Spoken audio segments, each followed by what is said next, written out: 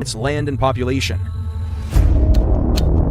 The foundations began on the lands of England, with a powerful British monarchy igniting an extraordinary story of exploration and world domination. The British Empire saw the greatest stories of human achievement and triumph, but also saw the worst sides of humanity. After the discovery of America around 500 years ago, they ventured out into the oceans. The British would encounter unknown civilizations, creating historic partnerships and rivalries. Within 4 centuries, the empire would be worth over $600 billion. But how did an empire that owned parts of the Americas, Asia, Africa, and even Australia eventually come to an end? We must start from the beginning.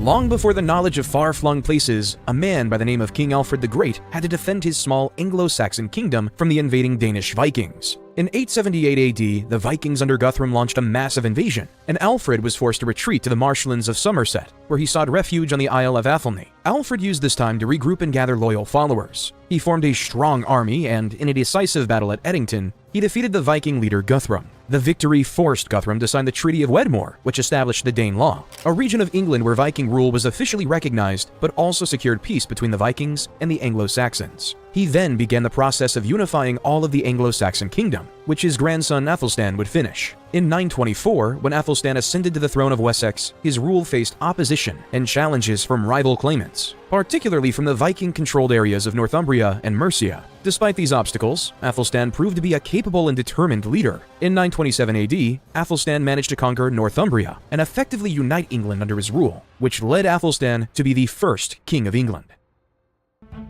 200 years later, that battleground would be set when English King Henry II wanted to expand his kingdom to Ireland. In the spring of 1171, King Henry II, accompanied by a retinue of knights and soldiers, sailed from England to Waterford, Ireland. Upon his arrival, he quickly set about asserting his authority, demanding the submission of various Irish kings and chieftains to his rule. Henry was determined to establish English control over Ireland, and firmly believed that the Irish kings should acknowledge his sovereignty. As news of King Henry's arrival spread across the island, reactions among the Irish leaders were mixed. However, when various Irish bishops and clergymen met at the Synod of Cashel in 1171, these religious leaders recognized Henry II as the sovereign ruler of Ireland, acknowledging his authority to rule the island, making Ireland the first colony of England, long before anyone knew they would be a global empire.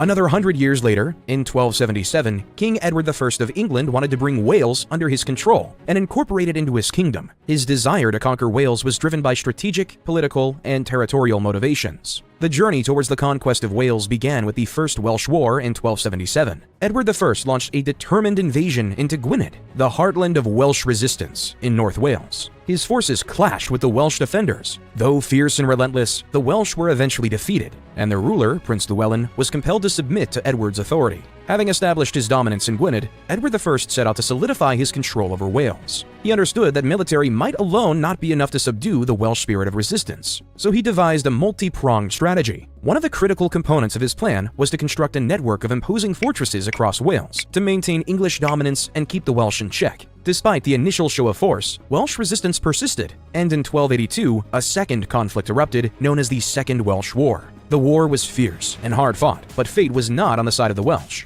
With the Welsh resistance largely quelled, Edward I swiftly solidified his conquest, making Wales part of the English kingdom. England's war struggles aren't done yet. From 1337 to 1453, the 100-Year War began with England and France. The everlasting conflict weakened both empires and kept England tied to their tiny island. Right after the 100 Years' War, England was amid another war. This time, it was between the House of Lancaster and the House of York, in the infamous War of the Roses from 1455 to 1487. The Lancastrians won, and King Henry VI was declared king. The rest of the world was starting to open up. Christopher Columbus sailed the ocean blue in 1492 and landed in the Bahamas. After his initial landing, Columbus explored several other islands in the Caribbean, including Cuba and Hispaniola, now shared between the Dominican Republic and Haiti. He also explored the coasts of present-day Central and South America, including Venezuela and Panama. This discovery of a massive landmass led the British government to desire land on this new continent. When Italian Giovanni Caboto sought support from King Henry VII to explore this new continent and find a direct route to Asia, King Henry was intrigued and granted Caboto a patent, which authorized him to explore and claim any lands he might discover for the English crown. Giovanni changed his name to John Cabot, and he was ready to go. In May 1497, Cabot set sail from Bristol, England, in hopes to find a passageway to Asia.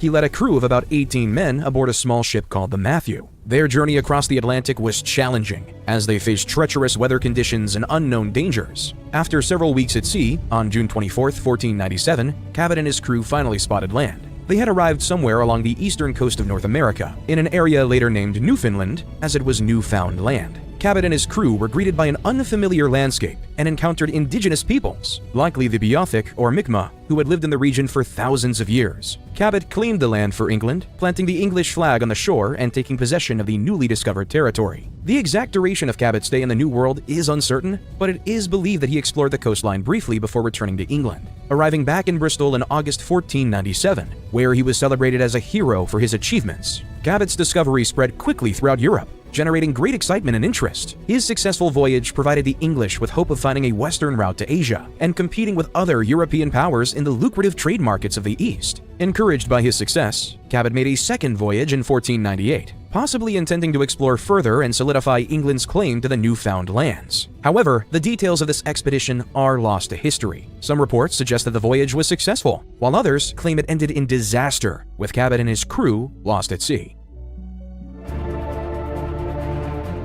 While back in England, King Henry VIII was married to his first wife, Catherine of Aragon. During their beginning years of marriage, everything was going fine. Like any king at the time, he was forced to be loyal to the Catholic Church and yearned for a strong and legitimate heir to secure his dynasty. However, Henry's heart grew heavy with a troubling dilemma as the years passed. His marriage to Catherine of Aragon had only yielded a single surviving child, Princess Mary. The king's desperate desire for a male heir began to consume him, and he became increasingly convinced that his marriage was invalid in the eyes of God. Turning to the Pope for a solution, Henry beseeched the Holy See to grant him an annulment of his marriage to Catherine. He argued that the marriage was unlawful, for Karen had previously been married to his older brother Arthur, who had passed away. According to the Old Testament, marrying one's brother's widow was strictly forbidden, and Henry believed this was why he lacked a male heir. However, fate had other plans. The Pope, influenced by Catherine's powerful nephew, Emperor Charles V of Spain, refused to grant the annulment. Frustration and desperation gripped the king's heart, and he made a momentous decision. In a bold and unprecedented move, Henry VIII decided to break away from the Roman Catholic Church and establish his own church within England. So, in 1534, the English Parliament passed the Act of Supremacy, formally severing England's ties to the papacy and officially creating the Church of England. With King Henry VIII to be its spiritual leader, an Anglicism was born.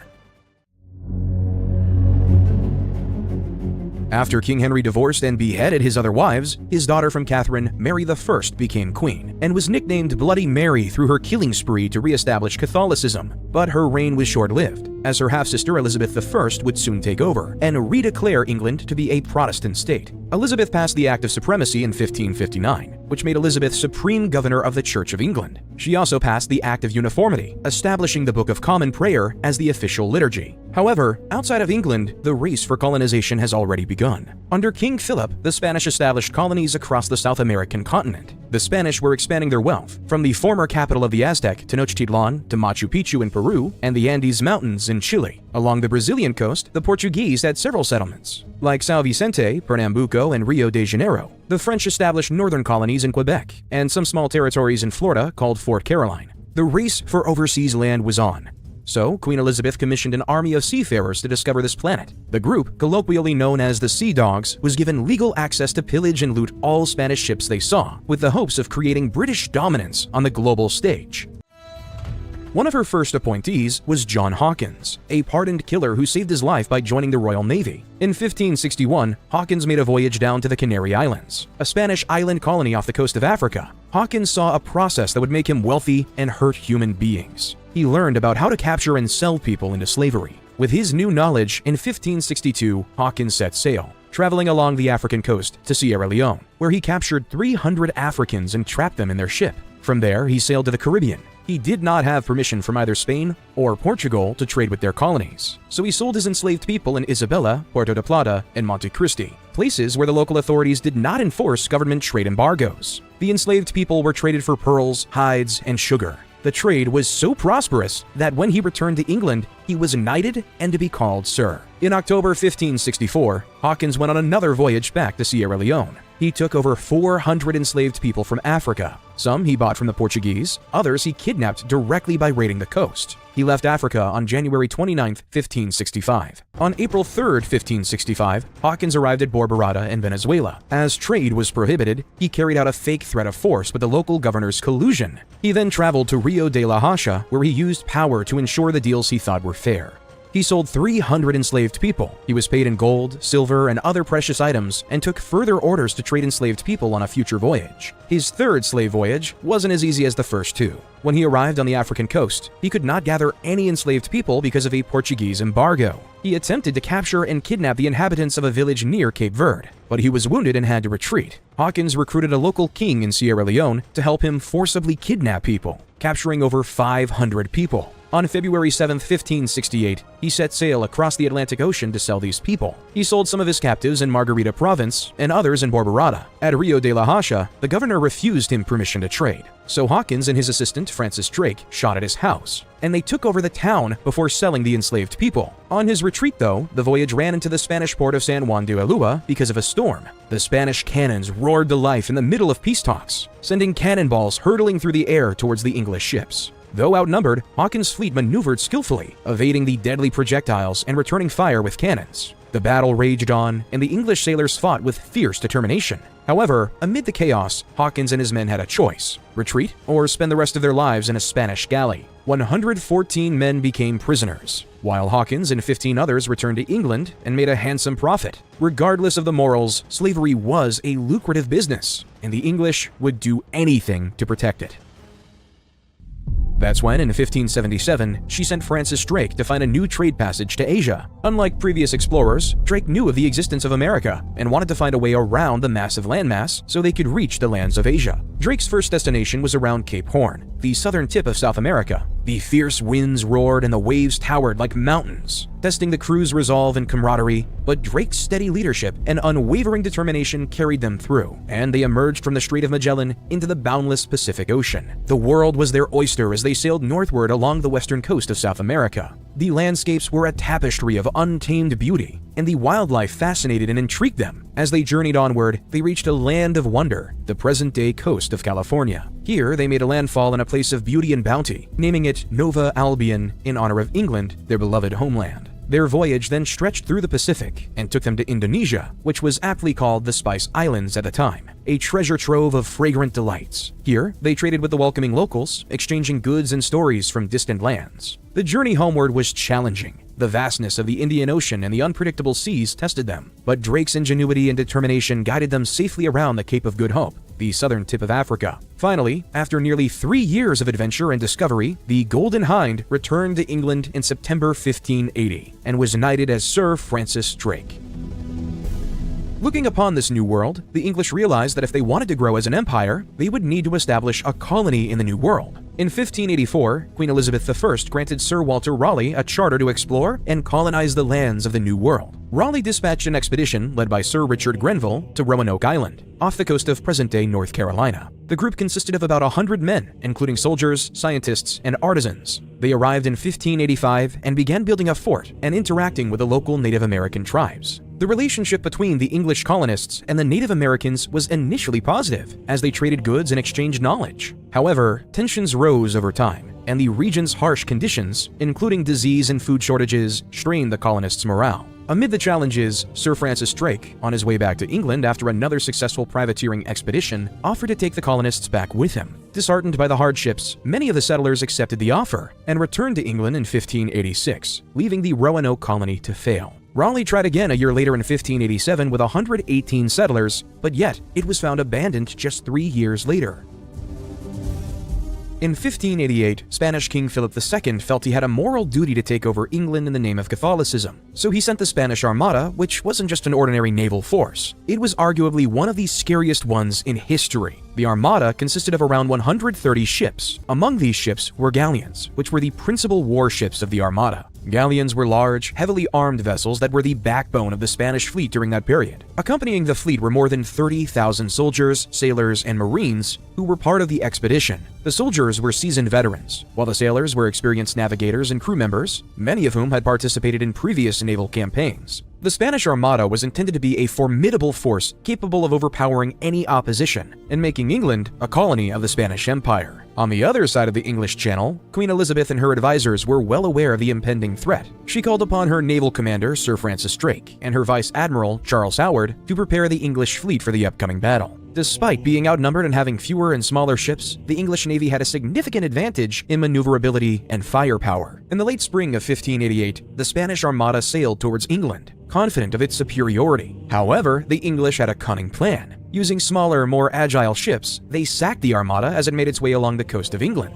The English ships would attack from the rear, firing salvos at the larger, slower Spanish vessels, and then quickly retreat, making it difficult for the Armada to respond effectively. As the Spanish fleet approached the English Channel, the English sent 8 fire ships, vessels loaded with flammable materials and set ablaze, towards the Armada. The sight of the fiery infernos heading their way unnerved the Spanish sailors, who broke formation to avoid the risk of being consumed by the flames. This disruption further weakened the Spanish fleet and allowed the English to gain a tactical advantage. The decisive Battle of Gravelines came on July 29, 1588, off the coast of Gravelines, France. The English fleet engaged the Spanish Armada in a fierce and prolonged battle. The English employed innovative naval tactics, including shipboarding techniques involving grappling hooks and small arms fire to engage the enemy at close quarters. After a full day of intense fighting, the Spanish Armada, battered and disoriented, attempted to regroup. However, the English were relentless in their pursuit. With dwindling supplies and morale, the Armada began to retreat, trying to navigate back to Spain. The journey back to Spain was a harrowing one for the Spanish Armada.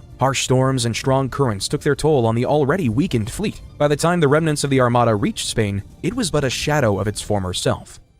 While closer to home, England wanted to expand their power over Ireland. At the time, Ireland was divided into 2 main regions, the Pale and the Gaelic Irish regions. The Pale, which is located under the Greater Dublin region, was under English control and authority, while the Gaelic Irish regions were largely autonomous and operated under traditional Brian law. In the Gaelic Irish regions, the English sought to assert more control over the island and imposed policies that threatened the Irish way of life, leading to rising tensions and discontent among the Gaelic lords. Hugh O'Neill, the Earl of Tyrone, was in the middle of this brewing storm. He was a man of noble birth and strong convictions, torn between his loyalty to the English crown and his love for the land and its people. As the Earl of Tyrone, he held significant sway over the province of Ulster, located in the north of the country. He, though, was tired of all the power-hungry demands of the English Empire and could not bear to see his beloved Ireland suffer under the yoke of foreign rule. It was time for a rebellion. Hugh O'Neill raised his banner, calling upon other Gaelic lords to join him in a resistance. Among those who rallied to his cause was Hugh O'Donnell,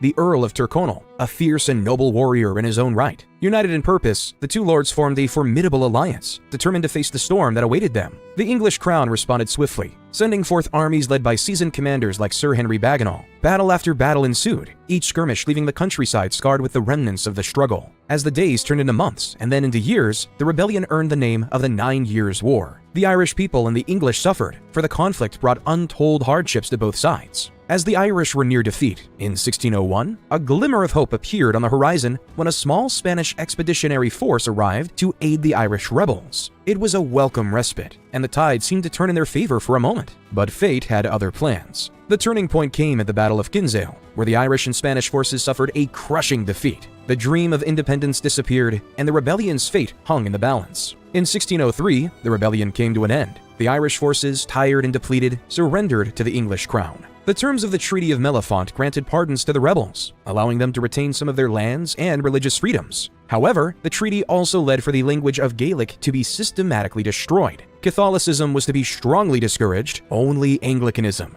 Ireland was to be transformed into England, to no longer be a Gaelic country, but one of the Anglo-Saxons. However, England didn't just want to be the master of its neighbors, it wanted control over the New World. So, in 1606, the Virginia Company of London was founded to find wealth and a passage to the Pacific. With the blessing of King James on December 20th, 1606, 104 settlers left the River Thames in London and, throughout the cold, blistery winter, went off to the New World. After a grueling winter on sea, on the fateful day of May 13, 1607, the settlers arrived on a marshy peninsula in a town they've named Jamestown, after their king. Upon reaching the shores of the New World, the colonists marveled at the breathtaking beauty of the untamed land. The lush green forests, crystal clear waters, and abundant wildlife promised a paradise. But paradise quickly turned into a harsh reality. The unfamiliar environment presented numerous challenges. With its relentless heat and humidity, the Virginia climate proved unbearable for many. Disease spread among the settlers, taking its toll on their health and strength. Malaria and dysentery ran rampant, claiming many lives and making each day a struggle for survival. The colonists faced another formidable adversary: hunger. They had arrived when crops were not yet ready for harvest. With dwindling supplies and no fertile soil to plant, the settlers found themselves on the brink of starvation. Their situation was dire, but the settlers' spirits were not quickly broken. They toiled day and night, determined to find a way to survive and thrive in this new land. They explored the surroundings, hoping to find sustenance and establish relations with the native inhabitants, the Powhatan Confederacy. However, the initial interactions with the Powhatans were fraught with misunderstandings and mistrust. The settlers struggled to communicate and negotiate, leading to clashes and heightened tensions. The Powhatans, understandably cautious of these strangers, did not readily embrace the newcomers. Leadership within the colony also faced challenges. With shifting power dynamics and a lack of solid direction, the settlers grappled with maintaining unity and order. The departure of their bold leader, John Smith, further exacerbated the situation, leaving them adrift. In the harsh winter of 1609, known as the Starving Time, the colonists faced their darkest hour. Food supplies ran out, and desperation set in. They ate whatever they could find, even horses, pets, and leather, but it was never enough. The colony's population dwindled as hunger, disease, and conflicts with the Powhatans took their toll. Despite all odds, a glimmer of hope emerged. A young and innovative settler, John Rolfe, introduced tobacco cultivation to Jamestown. The crop thrived in the Virginia soil and climate, bringing financial prosperity to the struggling colony. Tobacco quickly became a valuable commodity, attracting more settlers and rejuvenating Jamestown's fortunes. With their determination renewed, the settlers worked tirelessly to build a better future. They established better relations with some of the Powhatans, learning from each other's ways and building bridges of understanding. An English colony was finally able to be established on American soil. While Jamestown was burgeoning as a colony, merchant William Hawkins was sent to establish trade in India. In 1607, he sailed from the port of Plymouth, England aboard the Hector, accompanied by a fleet of 3 ships. The crew was a mix of experienced sailors, traders, and diplomats, carrying various goods to trade with distant lands. After a perilous voyage fraught with storms and rough seas, the fleet arrived at the Cape of Good Hope in South Africa, marking a significant milestone in their journey. They entered the vast Indian Ocean and made their way towards the western coast of India. Hawkins arrived in the port of Surat in 1608, one of the most important trading centers on the Indian west coast. The Mughal Emperor Jahangir, who ruled over a vast empire, showed a keen interest in foreign trade and welcomed the English visitors. Hawkins' first meeting with Emperor Jahangir occurred in Agra, near the famous Taj Mahal. Through skilled interpreters, they engaged in discussions about trade, politics, and culture. The emperor was intrigued by the English goods and desired further interaction and trade with England. The negotiations between Hawkins and the Mughal emperor resulted in a favorable agreement, granting the English East India Company the privilege to establish a trading post in Surat. This marked the official beginning of England's trade relations with India. By 1612, the Surat trading post was an entire operation, where the English would begin trading for various Indian goods, such as textiles, spices, and indigo, in exchange for English weapons and metalware. In 1615, an English diplomat of the name Sir Thomas Roe arrived at the Grand Court of Emperor Jahangir of the Mughal Emperor. As Sir Thomas Roe stepped into the opulent halls of the Mughal court, he was greeted with a display of cultural grandeur unmatched in the West. The colorful fabrics, the exquisite jewelry, and the sweet aroma of incense filled the air. The English envoy was mesmerized by the splendor of the Mughal Empire. Amidst the regal surroundings, Sir Thomas Roe presented King James I's letter to Emperor Jahangir, a token of goodwill and friendship. In return, he gave a collection of rare English goods, marveling at the Mughal appreciation for luxurious commodities. Over the 3 years Roe spent in Jahangir's court, England increased trade and influence in the lands of India. While back in England, King James made his religious expectations very clear. Everyone must be Anglican. If you do not comply, leave. That's when the idea of America came to spark in their minds. A place where they can openly practice whatever they choose without any say by the government. If one wanted to practice a religion, they could. Of course, most people wouldn't leave their homes for an unknown place if they weren't genuinely convicted of their beliefs. Only the most faithful and those who genuinely desire religious freedom would dare go on this voyage. The people who did were called pilgrims. So, in mid-July 1620, the English Mayflower ship and the Dutch Speedwell ship were set to depart from Southampton. But yet, shortly after the crews were about to depart, the Speedwell sprung up a leak, forcing it to return to Dartmouth for repairs. They made a new start after the repairs, but more than 200 miles beyond Land's End, at the southwestern tip of England, Speedwell sprang another leak. It was now early September, and they had no choice but to abandon Speedwell and decide on which passengers. However, this decision was not easy because while the Speedwell was making repairs, the other pilgrims on the Mayflower were eating all of the rations that were supposed to last until they made it to the New World. During the time of repair, the passengers never left the ship. After 3 months of delay, the Mayflower sailed from Plymouth, England alone on September 16, 1620. The chances of the Mayflower making it to the New World was low, because it was built to transport wine between England and Bordeaux, not across the Atlantic Ocean. Yet they were driven by a purpose, the purpose of creating a new civilization for God. Their beliefs gave the passengers strength to crouch in semi-darkness below deck. With waves tossing the boat in different directions, men held onto their wives, who themselves had onto their children. Water was soaking everyone and everything above and below the deck. In mid-ocean, the ship came close to being totally disabled and may have had to return to England or risk sinking. A storm badly damaged its main beam that even the sailors despaired. By a stroke of luck, one of the colonists had a metal jackscrew he had purchased in Holland to help construct the new settler homes. They used it to secure the beam, which kept it from cracking further, thus maintaining the vessel's seaworthiness. Despite the crowding, unsanitary conditions, and seasickness, they somehow made it to Cape Cod on November 21st, with only one fatality, establishing the colony of Plymouth. However, their luck will soon fade, because by December, most of the passengers had become ill, coughing violently and suffering from the effects of scurvy. By March, only 47 colonists had survived, but yet the Pilgrims were resilient people who could build houses and didn't die off completely.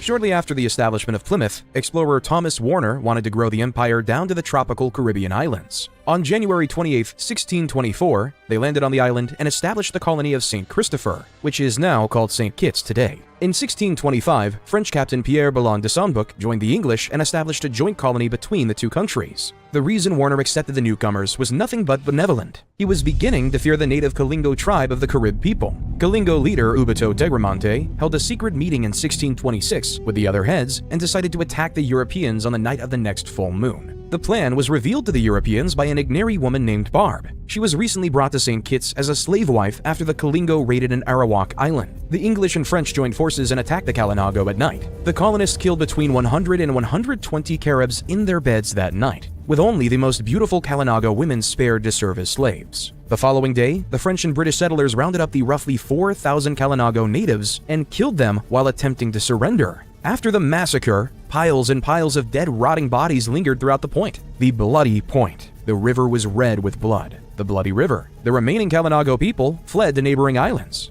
With all of the Kalinago people dead, a nasty problem has arrived. Who was supposed to do the labor-intensive tobacco farming? It wasn't going to be the Europeans. Instead, they looked to Africa, and thus the slave trade was in high demand. While the English weren't done colonizing in the Caribbean, in 1625, they settled in Barbados. In 1627, they had Nevis. In 1632, they settled in Montserrat and Antigua. The British were not going anyway, and they were determined to make a profit in the Caribbean.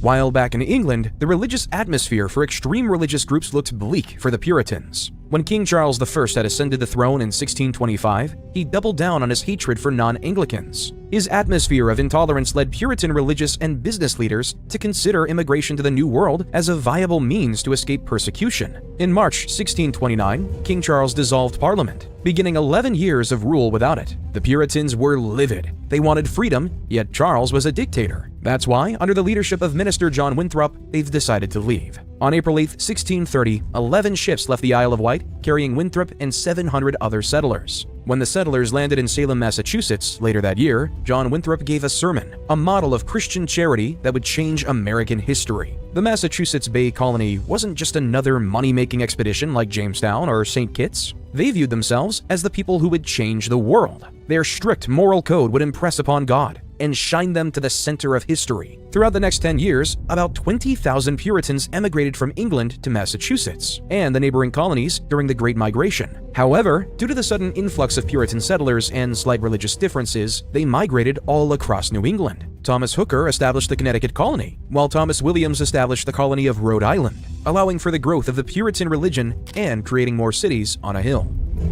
The Puritans weren't the only ones struggling with Anglicanism. Cecil Calvert, the second Lord Baltimore, pursued an audacious plan. As the holder of the title, he was granted a charter by King Charles I in 1632 for lands in the New World. This charter recognized his right to establish a colony north of Virginia, which he named Maryland in honor of the Catholic Queen, Henrietta Maria. Cecil Calvert never set foot in Maryland, but his influence was deeply felt. Under his guidance in 1634, two ships, the Ark and the Dove, carried the first settlers across the Atlantic. These pioneers, a mix of Catholics seeking religious freedom and Protestants hoping for economic opportunities, established the colony's first settlement, St. Mary's City.